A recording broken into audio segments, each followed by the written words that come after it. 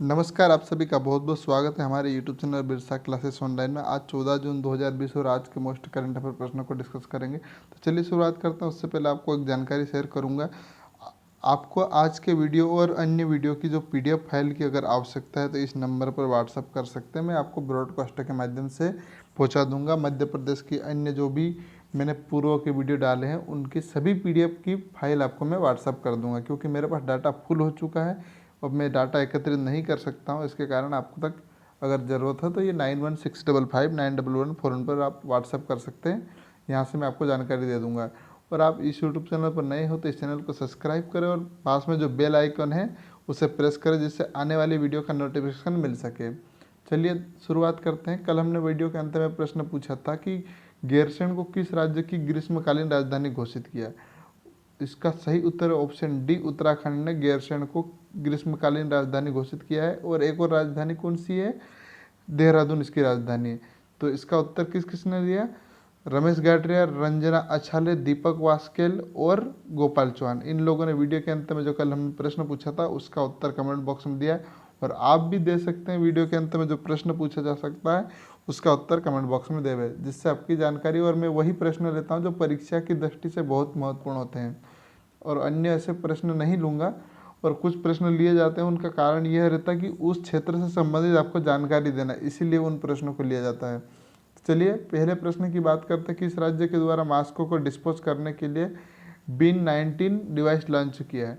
देखिए डिवाइस यह रहा, कर्नाटक, तमिलनाडु, केरल और आंध्र प्रदेश। तो केरल के राज्य के द्वारा मास्को को डिस्पोज करने के लिए बिन 19 डिवाइस लॉन्च किया। डिटेल में हम लोग देखते हैं तो केरल के कोचीन स्थित एक स्टार्टअप वीएसटी मोबिलिटी सॉल्यूशंस द्वारा इस्तेमाल किए जाने वाले मास्को को डिस्पोज करने के लिए बिन 19 यूवी स्पोर्ट नामक डिवाइस लॉन्च किया है।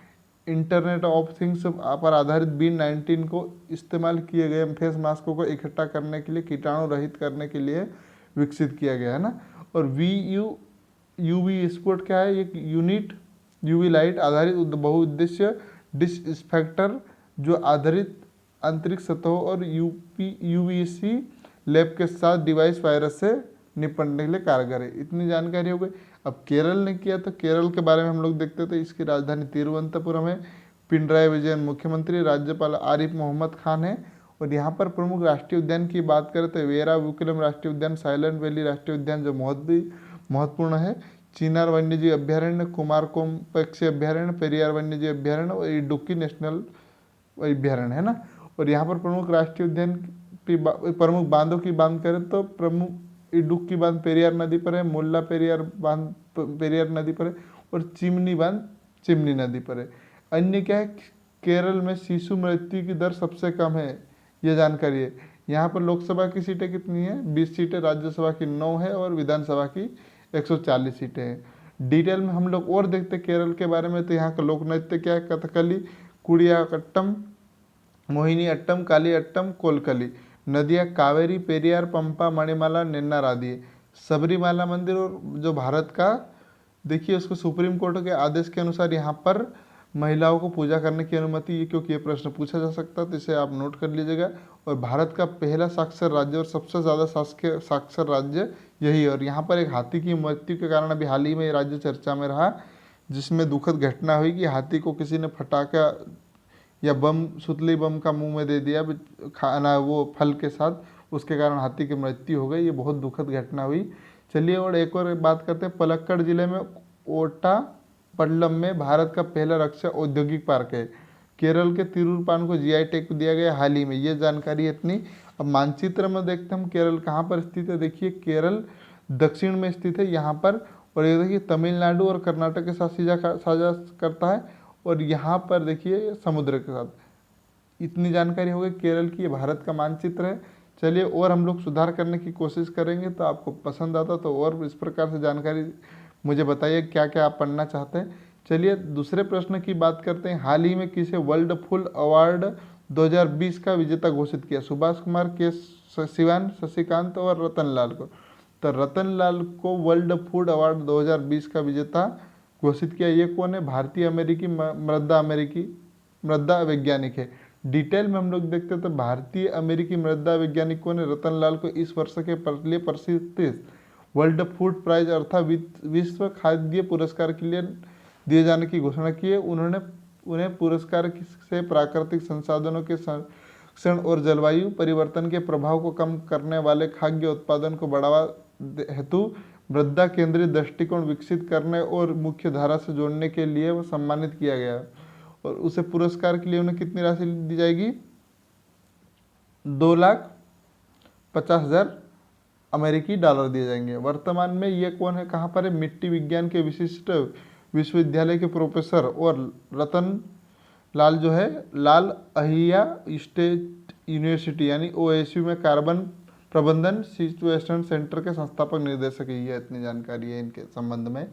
और देखिए किस देश के मुक्केबाज ओलेसांद्र गोडिक ने संन्यास की ऐलान किया है? रूस, जापान, यूक्रेन और फ्रांस। तो ये इसका सही उत्तर है यूक्रेन। यूक्रेन के कौन है मुक्केबाज? ओलेक्सांद्र गोडिक।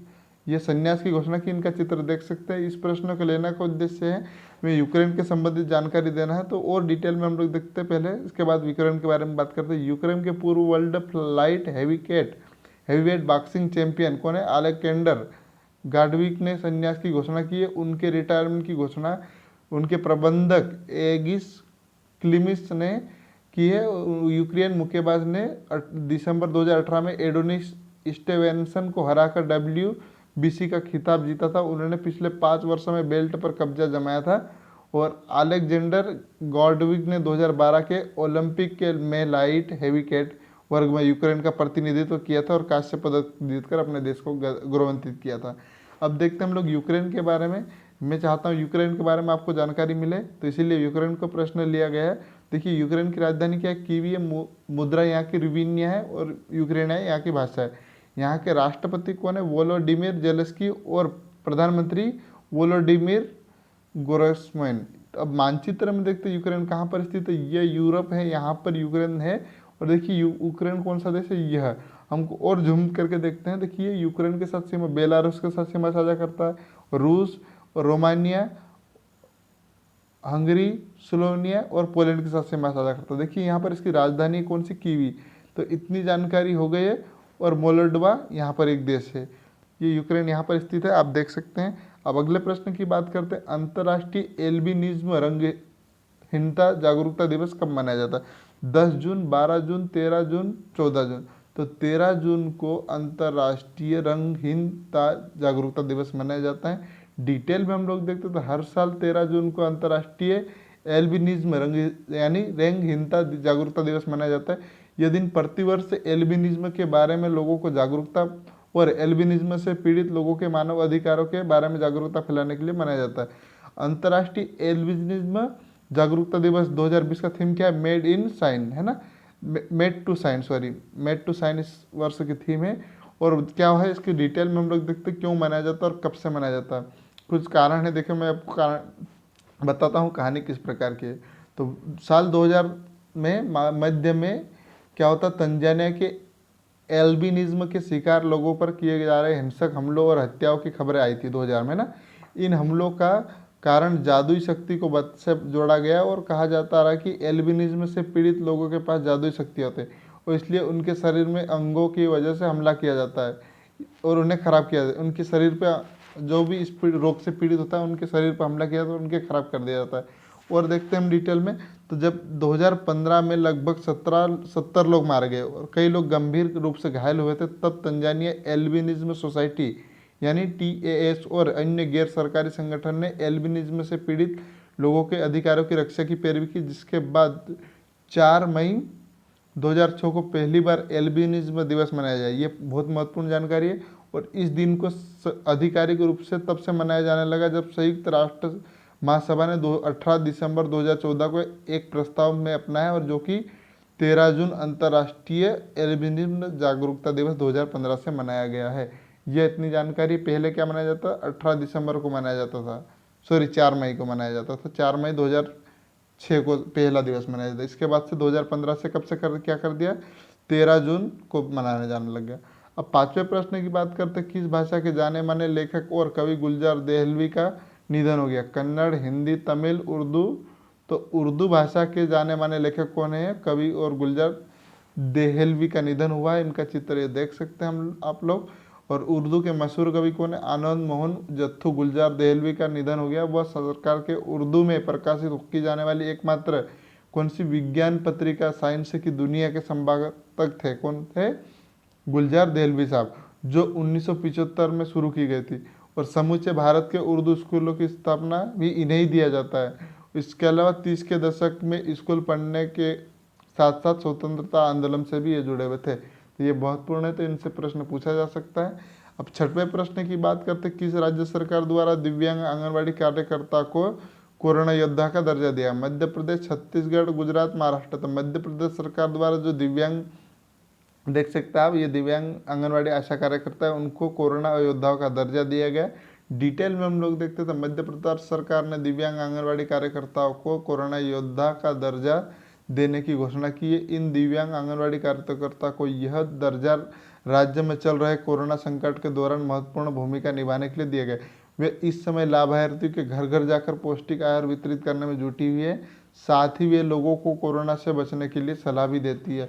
तो इसलिए मध्य प्रदेश सरकार ने इन्हें कोरोना योद्धा का दर्जा देना यानी कोरोना वॉरियर्स का दर्जा दिया। अब मध्य प्रदेश ने किया तो मध्य प्रदेश के बारे में बात कर लेते हैं। 1 नवंबर 1956 को इसकी स्थापना हुई थी और भोपाल इसकी राजधानी। शिवराज सिंह चौहान मुख्यमंत्री, लालजी टंडन राज्यपाल है यहाँ के। प्रमुख राष्ट्रीय उद्यान की बात करें तो कानाकेसली राष्ट्रीय उद्यान, बांधवगढ़ राष्ट्रीय उद्यान, पन्ना राष्ट्रीय उद्यान, पेंच राष्ट्रीय उद्यान, संजय राष्ट्रीय उद्यान, सतपुड़ा राष्ट्रीय उद्यान। भारत के सर्वाधिक राष्ट्रीय उद्यान कहाँ पर है? मध्य प्रदेश में। कितने? 11। और कानाकेसली एकमात्र ऐसा पहला राष्ट्रीय उद्यान है जो टाइगर प्रोजेक्ट में शामिल हुआ मध्य प्रदेश से।